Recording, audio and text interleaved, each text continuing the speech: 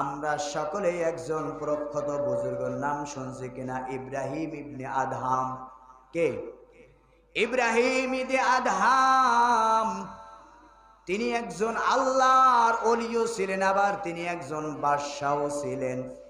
একদিক দিয়া বাদশাহ, একদিক দিয়া আল্লাহর ওলি। বাদশারাও কিন্তু আল্লাহর ওলি হতে পারে, যদিও এই জমানায় সম্ভব না, কিন্তু এক জমানায় আল্লাহর ওলিরাই এলাকার মহল্লার বাদশাহ ছিলেন। ইব্রাহিম ইবনে আদহাম তিনি বাদশাহ মানুষ, তিনি রাজপ্রাসাদে থাকেন, আরাম আয়েশে থাকেন ইব্রাহিম ইবনে আদহাম।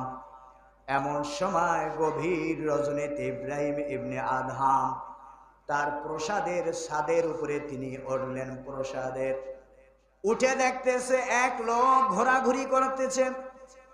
ইব্রাহিম ইবনে আদহাম মনে করলেন লোকটা মনে হয় চোর, কারণ চোর সারা রাতের বেলা কোনোদিন ছাদে কেউ ঘোরাঘুরি করেনি।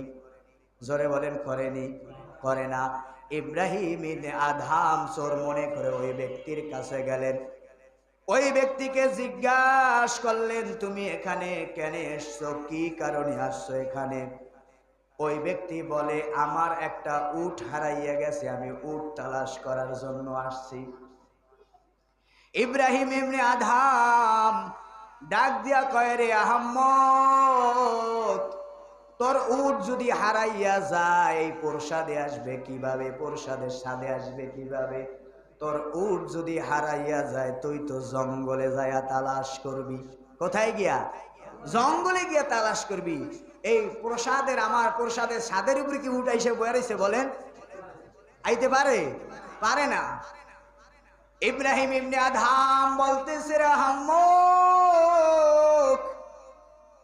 এই ছাদের উপরে তোর উট আসবে কিভাবে? তুই তো জঙ্গলে গিয়া তালাশ করবি। ওই ব্যক্তি ডাক দিয়া কয়, আহাম্মক তো আমি না, আহাম্মক হইলা তুমি। কয় কিভাবে আমি আহাম্মক?